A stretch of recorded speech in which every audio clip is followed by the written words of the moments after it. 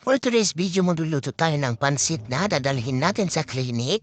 Saturday morning ito, alas 3 ng umaga, nagising na ako. So ayun na nga siya, nag-prepare na ako ng mga ingredient. And then, ito na nga siya, ilulutuin ko na yung mga ingredient ng pansit.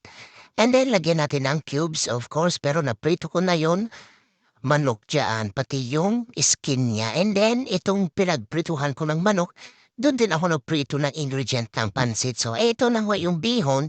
Hindi ko alam na marami pala yung bihon. Nilagay ko lahat yung 2 pakete, yung pala, ang dami, grabe. Kaya yung ingredient ko maliit na lang, ayan.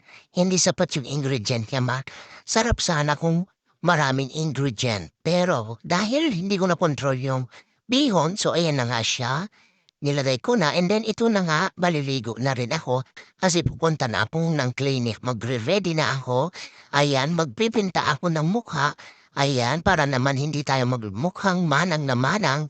And then, ito na ako, tsaran, ang ganda ko na. And then, syempre, magre-ready na tayo. Dito na ako sa elevator and then dito na ako sa baba. Mag-antay din sa taxi. Ito na ako sa clinic.